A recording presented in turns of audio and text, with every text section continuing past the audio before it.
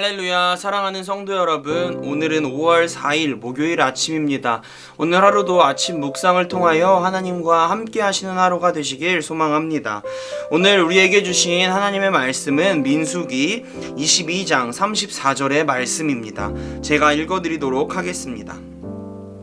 발람이 여호와의 사자에게 말하되 내가 범죄하였나이다. 당신이 나를 막으려고 길에서 서신 줄을 내가 알지 못하였나이다.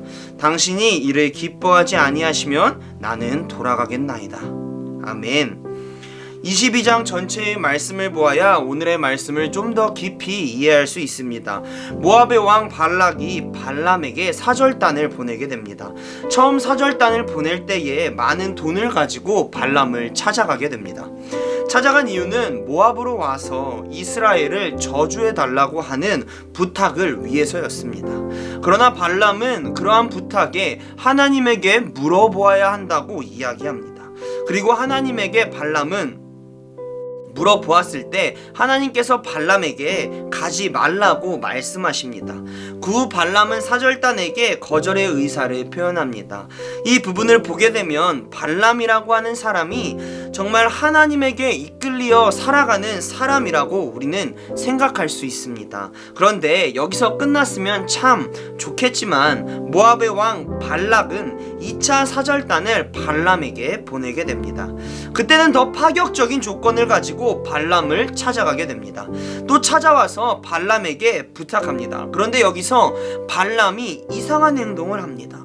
분명 하나님께서 발람에게 가지 말라고 명령했다는 것을 발람은 이미 알고 있었습니다. 그럼에도 불구하고 발람은 다시 하나님에게 물어봐야 한다고 이야기합니다.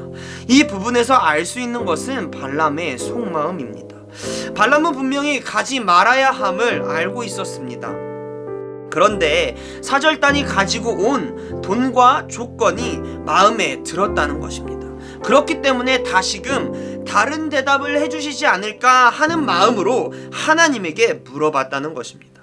사실 발람은 하나님의 말씀과 명령이 먼저가 아니라 자신의 마음, 자신의 생각이 먼저인 사람입니다. 그렇게 발람은 2차 질문에 하나님께서는 가라라고 명령하십니다.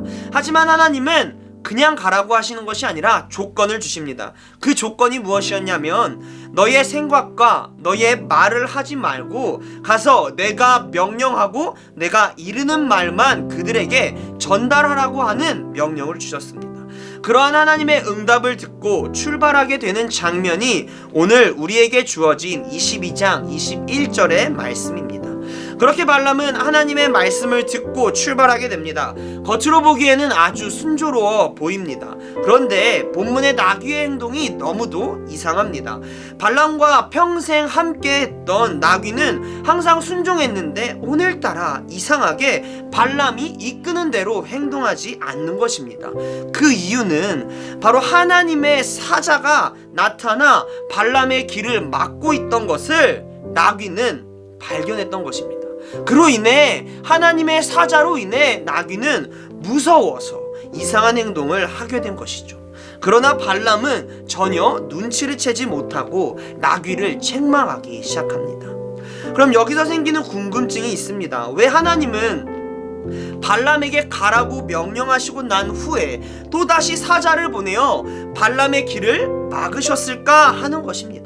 그 이유는 본문에서 명확하게 나와 있지는 않지만 34절과 35절의 말씀을 통해서 알 수 있습니다. 34절의 발람은 자신이 범죄하였다고 말하고 있습니다. 그리고 35절에는 다시금 하나님께서 발람에게 내가 전하라고 하는 말만 하라고 명령하시는 장면이 나옵니다. 발람의 마음에는 하나님의 말씀을 전해야 한다는 생각보다는 여전히 그의 마음의 중심에는 모압의 왕이 제시했던 재물과 조건이 있었다는 것입니다. 중심을 보시는 하나님께서는 그의 중심에 하나님이 아닌 자신의 생각, 욕심, 이러한 개인적인 발람의 마음을 아시고 나귀를 통해서 발람을 깨닫게 하셨던 것입니다.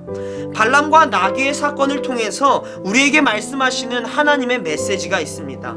우리는 하나님에게 뜻을 구할 때가 참으로 많습니다. 그러나 하나님이 말씀하시는 명령이 내가 생각하는 것과 다를 때, 혹은 내가 원하는 대답이 아닐 때 우리의 생각을 포기하지 못하고 하나님의 뜻보다 내가 먼저 생각하고 판단했던 마음대로 행동하는 모습이 우리들의 신앙생활 가운데 있지는 않으신지요. 또한 그 모습이 다른 사람들이 보기에는 하나님의 뜻을 수행하고 따르는 삶처럼 보일 수 있습니다. 그러나 중심을 보시는 하나님은 절대로 속일 수 없습니다. 하나님은 명확하게 알고 있습니다. 나귀를 통해서 발람에게 이야기했던 것처럼 우리들에게도 다른 사람들의 입 혹은 나의 주변의 상황을 통해서 잘못되었음을 알려주시고 다시금 하나님의 뜻을 깨닫고 행동하기를 원하십니다. 사랑하는 성도 여러분, 우리는 때론 고난이 하나님의 은혜라고 고백할 때가 있습니다.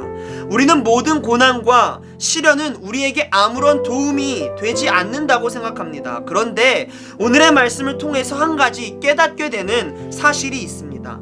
고난과 시련이 단순히 힘들고 짜증난다고 생각하기 이전에 혹시 지금 내 삶이 하나님의 뜻보다 나의 생각과 나의 뜻대로 생각하고 있지는 않은지, 그래서 고난을 통해서 하나님께서 나에게 말씀하시고 있는 것은 아닌지 생각해 봐야 함을 깨닫게 됩니다.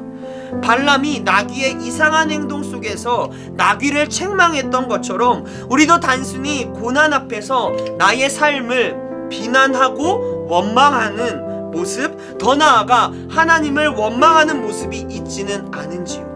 그러한 모습이 나에게 있었다면 이제는 그 고난을 통해서 나에게 말씀하시는 하나님의 뜻이 있지는 않을까 생각하며 하나님에게 묻고 기도함을 통해서 고난 속에서도 하나님을 경험하고 하나님을 체험하고 하나님과 함께하는 우리 성도님들이 되시길 간절히 소망합니다. 주기도문 하도록 하겠습니다. 하늘에 계신 우리 아버지여, 이름이 거룩히 여김을 받으시오며 나라가 임하시오며 뜻이 하늘에서 이루어진 것 같이 땅에서도 이루어지이다. 오늘 우리에게 일용할 양식을 주시옵고 우리가 우리에게 죄진 자를 사하여 준 것 같이 우리의 죄를 사하여 주시옵고 우리를 시험에 들게 하지 마시옵고 다만 악에서 구하시옵소서. 나라와 권세와 영광이 아버지께 영원히 있사옵나이다. 아멘.